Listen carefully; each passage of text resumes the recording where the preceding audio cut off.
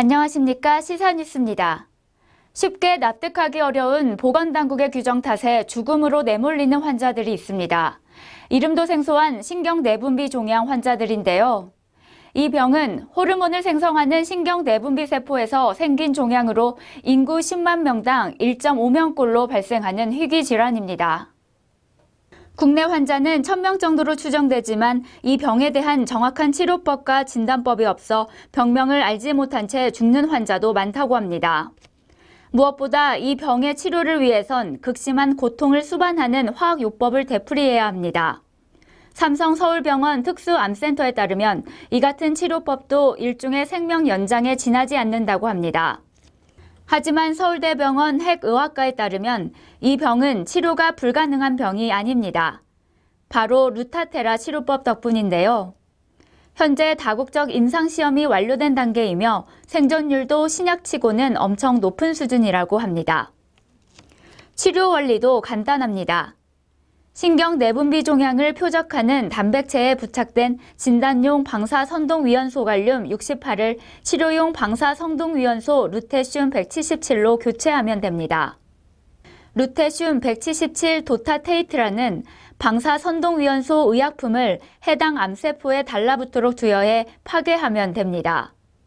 실제 본 취재진이 입수한 신경내분비 종양 환자의 치료 경과 자료를 살펴보면 해당 의약품을 투여한 이후 2006년 최초 투약한 환자의 종양이 2007년 10월 완치에 가까울 정도로 작아졌다는 것을 확인할 수 있습니다.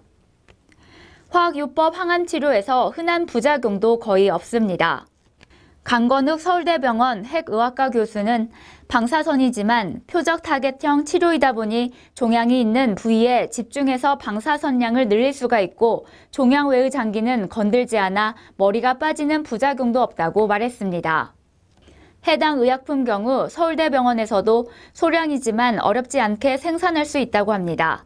하지만 문제는 돈이 안 된다는 이유인데요. 한 보건당국 관계자는 최순실 국정농단 사건 이후로 모든 예산안을 기획재정부가 책정하고 있다며 돈이 되지 않는다면 기재부를 설득하기 어렵다고 털어놓았습니다. 또 다른 이유는 현실에 맞지 않는 보건 규정을 고수하고 있는 탓입니다. 앞서 언급했던 루타테라 치료의 경우 이미 약전에 등재되어 사용하는 진단용 시약을 치료용 시약으로 바꾸기만 하면 됩니다. 그럼에도 실제 국내 임상시험 데이터 요건이 충족되어야 사용을 허가할 수 있다는 식약처의 입장은 확고했습니다. 식약처 관계자는 약은 생명과 직결되기에 임상시험을 통해 유효성과 안전성을 확보해야 허가를 내줄 수 있다고 밝혔습니다.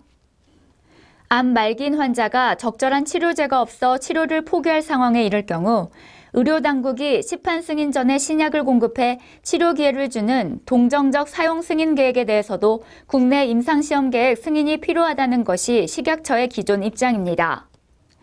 식약처의 이 같은 해명은 국제적 흐름과는 전혀 맞지 않다는 지적입니다. 유럽뿐만 아니라 호주와 말레이시아 등에서도 이미 이 치료요법은 입증되고 있기 때문인데요. 식약처가 시대에 맞지 않는 규제로 인해 언제까지 신경내분비 환자의 생명을 방치할지 주목됩니다. 지금까지 시사뉴스였습니다. 시청해주셔서 고맙습니다.